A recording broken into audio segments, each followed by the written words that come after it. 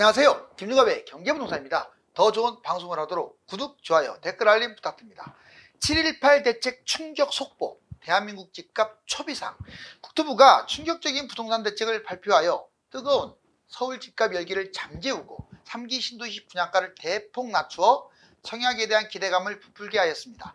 지금 대한민국 집값은 서울과 비서울로 양극화되면서 폭등과 폭락이 혼재한 상황입니다.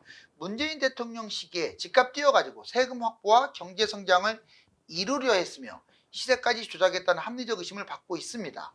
윤석열 정부 또한 지나치게 규제를 풀고 부양책을 남발함으로써 집값 상승을 부채질했습니다. 유료 상담은 010-2616-6276 제가 직접 웨스타민과 입지를 추천드립니다. 지금 바로 전화 주십시오. 7.18 대책 충격 속보, 대한민국 집값 초비상. 자, 여기 보면 문재인 대통령이 있는데, 자, 너는 얼마나 잘하는지 보자, 그런 뜻으로 보고 있네요. 막 불이 활활 타오르고 있죠. 서울 부동산입니다, 지금. 자, 윤 대통령, 자, 컵에 있는 물을 갖다 확 던지면서 불을 끄려고 하고 있습니다. 자, 지금 서울 부동산이 이 지경이 지금 됐어요. 여기 보실래요? 자, 국토부 7.20 대책 충격 속보. 이제 국토부도 이제 서서히 가만히 있을 수는 없지 않습니까? 3기 신도시 24만 가구. 시세보다 훨씬 싸게 공급하겠다. 이거 상당히 중요해요, 오늘. 자, 공급 대책을 통해서 집값 상승을 막겠다. 먼저 3기 신도시가 분양가가 비쌀 것을 다 우려했어요. 그죠? 왜 지금 조금만 하면 주변 시세하고 비슷하잖아요. 근데 3기 신도시 정부가 싸게 뭐 몇 퍼센트라는 말을 안 했지만 대략 시세의 30% 미만으로 보고 있어요. 즉 10억이라면 주변이 7억 정도. 이렇게 되면 자, 30% 플러스 20%, 한 50%는 얼마든지 뛸 수가 있어요. 즉 3기 신도시나 택지지구 분양을 받으면 좋다 이 말이죠. 5년 내 3기 신도시 공공택지 23만 6천 호를 23만 호를 5년 내에 분양하겠답니다. 앞당기겠대요. 분양가 시세보다 크게 저렴하게, 뭐 말은 안 했지만 30% 이상 낮게. 그 다음에 시세 차익이 크다 한마디로. 그래서 재건축 재개발보다 훨씬 낮게. 재건축 재개발은 조합 때문에 한계가 있어요. 그렇지만 여기 분양가 상한제를 적용해서 3기 신도시는 싸게. 그러면 아무래도 사람들이 금매를 안 잡고 3기 신도시 그 많은 물량을 분양받기 위해서 차익이 생기니까 기다릴 거 아닙니까? 추가 공급, 올해 하반기 그린벨트를 해제해서 무려 2만 호를 공급하겠다. 그린벨트 없애서 2만 가구 공급 기대가 됩니다. 어디가 될지. 도심 재개발, 재건축 활성화도 꾀하겠답니다. 왜? 기존에 재개발, 재건축이 속도를 못 내고 있어요. 추가 분담금 때문에. 정비사업 속도를 낼 수 있도록 사업성을 높이기 위해서 정부가 지원하겠다. 마지막으로 전세 안정. 전세가 안정돼야 집값이 안정되는 거죠. 공공에서 매입해가지고 임대주택 공급 12만 호. 와, 맞네요. 여기에다가 1만 호를 더해서 13만 호. 이 가운데 5만 4천 호를 올 하반기에 공급하겠다 이런 말이죠. 와, 빠르네요. 즉 지금 서울 같은 데는 공급이 없어요. 이러면 집값 폭등해요. 물론 장기적으로는 경기도나 인천은 풍부합니다. 3기 신도시가 있어서. 하지만 지금 당장이 중요한 거잖아요. 그래서 5만 4천 호를 올 하반기에. 무주택 인정 범위. 그리고 무주택 인정 범위를 그동안에는 비아파트, 신축 비아파트로만 잡았는데 이제는 아파트도 포함시키겠다. 여기 보시면 이제 부동산 대책 주요 내용. 경기도 3기 신도시 보자고요. 자, 남양주 왕숙하고 왕투 5만, 1만, 거의 6만, 7만 가구가 되죠. 하남 교산 3만 3천, 부천 대장 2만, 고양 창릉 3만 8천, 광명 시은 신도시 7만 가구, 의왕 군포 안산 4만 1천 가구, 화성 진안 2만 9천. 자, 여기는 대규모 신도시인데 한두 군데 빼고는 거의 다 시세 차익이 아주 높아요. 한두 군데 빼고 시세 차익이 높다고 했습니다. 왜 높을 확률이 크냐? 얘들 위치가 탁월한 데다가 규모도 커서 그래요. 7.18 주택 공급 대책, 즉 7.18 대책 보니까 3기 신도시 속도 2029년까지 23만 6천 가구를 분양한다. 수도권 신주택지 2만 가구를 추가로 하겠다. 전세시장도 안정을 꾀하기 위해서 공공매입 임대 1만 가구 추가해가지고 자 5만 4천 가구를 올 하반기에 공급한다. 8월 중 다음 달에 추가 공급 대책을 마련한다. 이렇게 정리를 했습니다. 자, 이제 하고 싶은 말은 지금부터입니다. 집값이 지금 만만치 않아요. 보면 문재인 정부 지금 재연되는 거 아니냐. 자, 제목 잘 보세요. 서울 아파트값 5년 10개월 만에 최고로 올랐대요. 와, 너무 뛴 거 아니나요? 5년 10개월 만에. 이거 지금 2021년 때보다 더 뛰고 있다는 거예요. 지금 서울 아파트 값이. 파이낸셜 뉴스 뜨고. 자, 집값 현황하고 왜 올랐는지, 해결 방안은 없는지. 일단 현황을 보자고요. 서울이 매매가가 0.28. 이 상승을 했는데 5년 10개월 최고치랍니다. 어마어마하게 뛰고 있어요. 서울 거래량도 놀라지 마세요. 6월 거래량이 7,000건을 돌파. 예전에 2022년에 500건 이랬잖아요. 1,000건. 7,000건은 예전에 21년 막 꼭지 찍을 때 5,000건, 10,000건 그 수준이에요. 매수 심리도 100이 훨씬 뛰어넘었어요. 102.8. 즉 파는 사람이 우위라는 뜻이에요. 사는 사람보다. 매물은 8만 건까지 갔던 게 7만 건으로 오히려 줄었어요. 지금 집값 현황은 서울이 뜨겁습니다. 그런데 자, 상승 요인을 봤더니 세계적 흐름이 그래요. 뭐 또 대통령만 욕할 건 못 돼요. 왜냐? 지금 전 세계적으로 부동산, 주식, 암호화폐가 다 뛰고 있어요. 특히 미국이 따라가는 거죠. 두 번째는 기준금리 인하, 전 세계적으로 이제 금리 인하감이 크잖아요. 그런데 시중 금리는 미리 인하되니까 당연히 집값이 뛰겠죠. 기타 우리나라 국내적인 요인으로 물량이 지금 단기 물량이 부족하고 돈은 넘쳐나고 분양가 계속 올라가요. 분양가. 이러니 집값이 특히 서울은 땅도 좁은데 해결 방안은 그럼 뭘까요? 지금 서울과 비서울의 양극화, 수도권과 지방이 아니에요. 지금 경기 인천은 못 가고 있어요. 별로. 서울과 비서울 나머지 다 이걸 포함시킨 거예요. 지금. 자, 이게 전국 상승 확대로 하지 않도록 방지. 지금 서울은 뛰고 있더라도 차단시켜서 경기 인천하고 지방이 뛰지 않도록 하고 그 다음에 서울도 낮춰야겠죠. 정부 집값 안정책, 조정지역을 부활. 그렇죠. 서울이 이렇게 뛰면 이제 현재는 강남 3구하고 용산만 4개 구만 조정지역인데 이제는 서울 전역 또는 서울의 한강라인, 경기도의 극히 일부 이렇게 해서 조정지역을 만들어야죠. 대출도 강화해야죠. 공급 활성화, 자 3기 신도시택지지구 정비구역 공급 속도를 낼 수 있도록. 단기적으로 물량이 너무 적으면 서울은 계속 뛰어요. 자, 이거 한번 근거 자료 보자고요. 0.28. 그 다음에 수도권은 0.13. 전국이 0.05니까 지방은 마이너스라는 뜻이에요. 전적으로 봤을 때 서울만 뛰지 나머지는 뭐 보합이거나 마이너스 아닙니까? 매매 수급 동향 100이 넘어섰죠. 벌써 100이 넘어갔다는 것은 이게 매수자가 파는 사람이 유리하다는 뜻이에요. 그 다음에 거래량 보시래요. 지금 6월 현재 6,100건이에요. 근데 아직 다 안 나왔어요. 6월달 게 7월이 끝나야 나와요. 어느 정도. 약 7,000건은 돌파가 유력하답니다. 서울 아파트 매도 물량도 7만 건에서 8만 5천까지 갔다가 7월달 현재 7만 건으로 뚝 줄었어요. 매물이 줄어버렸다고요. 그러면 자, 제가 이제 현 대통령하고 전 대통령 둘 다 비판을 할 거예요. 왜냐? 잘한 건 잘한 거지만 못한 것을 지적을 해야 할 거 아닙니까? 집값이 뛰었으니까. 자, 윤 대통령 집값을 지금 폭등시키고 있어요. 이렇게 말하면 아, 전부터 뛰었지. 그건 그거고 이건 이건 거예요. 그래서 양쪽을 다 제가 지적하겠다고 하잖아요. 규제 지역 다 해제시켰습니다. 조정 특이과열 지역 다 없앴어요. 그러니 집값 뛰죠. 물론 집값이 폭락하는 와중에 해제를 시켰기 때문에 이해는 가요. 두 번째, 분양가 상한제를 해제시켰습니다. 이건 좀 잘못된 것 같아요. 고분양가, 그러니까 미친 듯이 분양가를 때리는 거예요. 이 상한제를 없애니까. 서울에 너도 나도 다 5천 넘어가잖아요. 평당 5천이면 엄청난 건데 지금 광명 그런 곳들이 막 12억 13억에 분양가를 뗀다는 게 말이 돼요? 자, 그 다음에 부동산 부양책을 지금 쓰고 있어요. 비아파트, 미분양, 주택수에서 제외시키겠다. 이제는 아파트도 제외시키겠대요. 소형 같은 경우. 재건축 규제, 재개발 재건축 규제를 철폐하니 당연히 올라가죠. 30년 착공만 하면 재건축. 그 다음에 정비사업들 재개발 이거 속도 빠르게 다주택 혜택을 줬어요. 물론 다주택도 너무 징벌적으로 세금을 냈습니다. 그렇지만 적당히 빼야지. 적당히. 너무 많이 빼준 것 같아요. 중과세 없앴고 종부세 엄청나게 줄었어요. 금리 대출 규제 완화.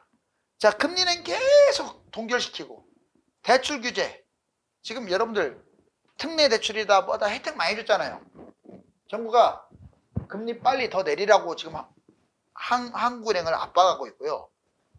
그 다음에 대출 자꾸 늘리니 가계부채 늘어나니 집값이 뛰죠. 그러면 문재인 정부는 문제점이 없어요? 이런 문제가 있습니다. 문 대통령 집값 폭등을 시켰다. 합리적 의심으로 말할게요. 자, 집값을 띄워서 세금을 확보하려고 풍선까지 유발시켜가면서 전국적으로 다 전국 집값을 다 띄웠다. 이렇게 지금 주장들 하죠. 근데 이게 어느 정도 일리가 있어요. 자, 이렇게 얘기해 볼게요. 그렇게 다른 나라도 다 올랐어요. 그때 20년, 21년 다른 나라도 올랐지만 문재인 정부는 17년부터 너무 많이 뛰었어요. 너무 많이 뛰었단 말이에요. 다른 나라보다 더 뛰었어요. 자, 그것은 둘 중에 하나입니다. 집값을 못 잡았다면 엄청나게 무능한 정권이고 집값을 일부러 뛰었다면 도덕적으로 문제가 있는 거예요. 어느 쪽이든 피해갈 수가 없어요. 그렇게 무능한 장관들을 오랫동안 앉혀놓고 그렇게밖에 해석이 안 되잖아요. 근데 저는 일부러 띄운 것 같아요. 세금 때문에. 정부 관료 상승 정책 본인들은 또 집을 안 팔았어요. 팔아라 팔아라 팔아라 해놓고 웃기지 않아요? 아니 장관식 됐으면 팔아야지. 그 다음에 한국감정원 시세 조작 이건 아주 결정판이네요. 시세 조작 본인들은 안 했다지만 제가 보기에는 한 것이 맞아요.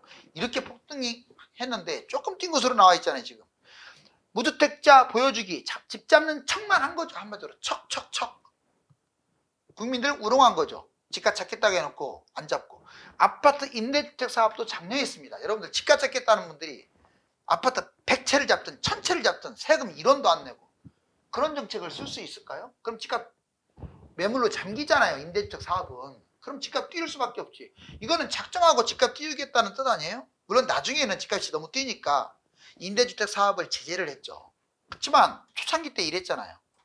경제성장 집값이 올라야 경제도 올라가니까 부양책의 도구로 활용했다라는 의심도 받아요.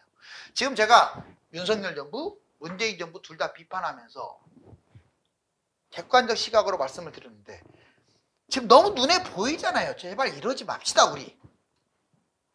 자, 여기 보시면 윤 대통령 불합리한 세금 폐지. 하지만 이건 잘한 것 같아요. 윤 대통령이. 자, 무조건 욕하면 안 돼요. 이 세금을 부자 감세라고 자꾸 줄인다. 아니 이게 합리적이야죠. 아니 쓸데없는 공산주의처럼 세금 남발시켜가지고 그러면 이렇게 말하면 또 이래요. 세금을 안 걷으면 어떻게 국가를 운영하느냐. 이렇게 사실상 불법에 가까운 징벌적 세금을 걷어가지고 국가를 운영하는 나라가 몇 나라나 있어요. 그런 식으로 국가 운영하면 진짜 무능한 정권이죠. 안 그래요? 오히려 빠져나가는 혈세를 줄이고 다른 데서 창출을 해가지고 세금을 꾸려나갈 생각을 해야지. 말도 안 되는 이런 징벌적 세금으로.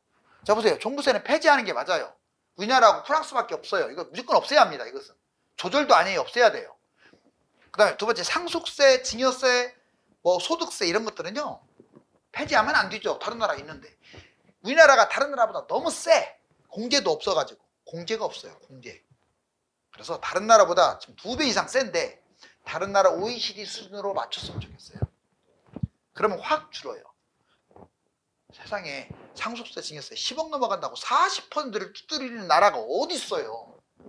여러분들 10억이면 4억을 정부가 뜯어가. 그게 10억이 물론 큰 돈이긴 한데 지금 서울에서 큰 돈입니까? 줄여야죠. 확 줄여야죠. 내가 보기에는 거의 50% 이상 줄여야 할 것 같은데. 자, 우리나라 상속세 부담 OECD 최고. 자산 가격과 물가 상승 연동. 우리나라는 그 공제 자체가 없어요. 그래서 비싼 거예요.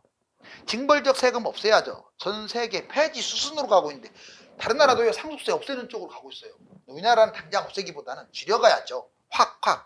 주요 세금, 금투세 이건 없애면 안 돼요. 뭐든지 소득이 있으면 세금을 내야 돼. 단 지금은 빨라요. 우리나라 주가가 너무 낮아. 그러니 유예를 해서 몇 년 후에 당장 내년부터 시행할 게 아니라 유예를 했으면 좋겠고 소득세 같은 경우 지금 한 8,500만 원 넘어가면 완전 폭탄이야. 35%를 세금으로 두드러 맞아. 너무 세요. 너무 세. 그리고 면세자가 너무 많아. 36.8%가 세금이 안 내요. 이것도 잘못됐어요.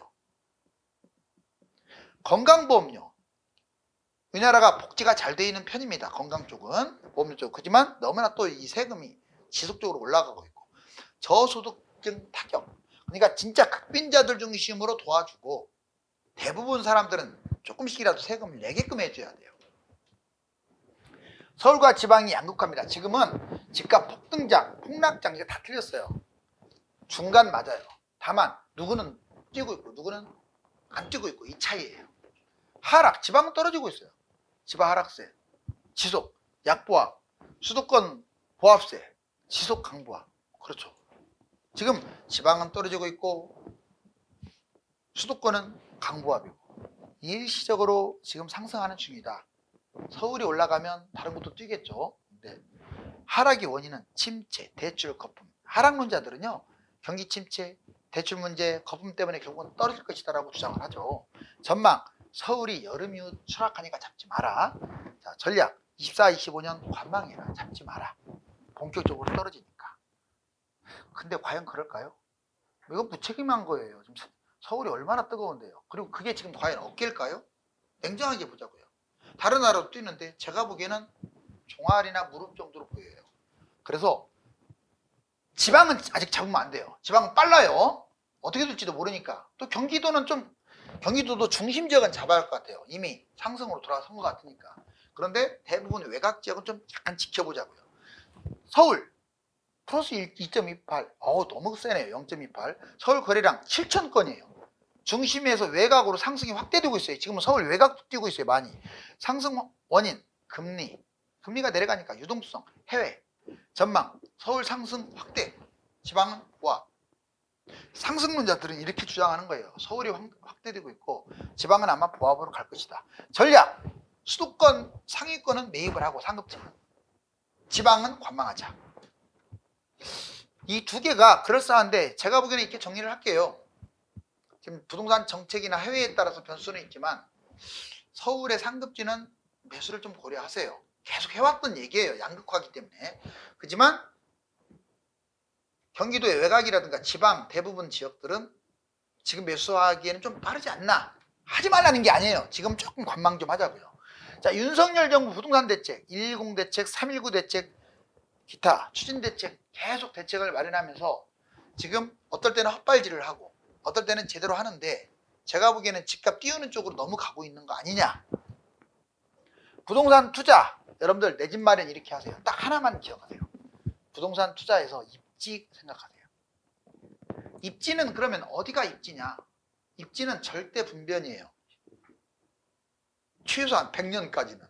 자, 그러면 입지 강남, 서초 여기가 중심. 여기를 기준으로 잡으세요. 좀 더 한다면 네 군데. 강남, 서초, 용산, 성동을 집어넣으세요. 마포나 광진은 너무 사이드 축이에요. 자, 이 네 곳 중심으로 해서 이 네 곳 자체가 좋고 이 네 곳 중심으로 가까운 곳이 좋고 교통상 가까운 곳도 좋고 그래요. 잊지 마세요. 그게 입지예요. 지금 그 네 곳이 입지라고요. 아니면 강남, 서초만 하던가 서울로 갈아타세요. 미래 희소성과 투자성이 있으니까. 수도권으로 갈아탈 경우는 인구와 산업이 집중한 좀 중심지로 가세요. 또 지방분들은 또 서울로 다 올 수는 없잖아요. 지방에서 광역시에서 핵심 지역 부촌으로만 가세요. 교통, 서울 접근성, 서울에서 실거리가 가깝거나 또는 교통으로 가까운 곳, GTX가 있는 곳 이런 곳들로 가면 돼요. 업무단지, 먹고 살 어떤 업무 지역이 많은 곳들, 또 인구가 증가하는 곳들, 상승 모멘텀인 한강, 상권, 학군이 있는 곳들. 다만 이거 명심하세요. 아무리 교통 업무단지가 좋아도 입지가 80% 중요도예요. 얘들은 그래봤자 10%예요. GTX가 있다고 하더라도요. 제 말 잊지 마세요. GTX는 서울을 향해서 빨리 가니까 GTX가 필요한 거지 GTX 자체가 서울이 아니잖아요. 자, 이제 부동산이 얼마나 어렵냐면 여기 슈퍼맨하고 원더우먼이 아기를 딱 살리기 위해서 아주 힘을 쓰고 있네요. 잘못하다가는 놓치고 너무 또 안 되다가는 날아가고 이런 문제가 생기게 되는 거죠. 이번 국토부 대책이 부동산을 안정화시키는 계기가 되기를 바라면서 내 집 마련을 준비하는 분들은 양육화를 잘 활용해야 합니다. 감사합니다.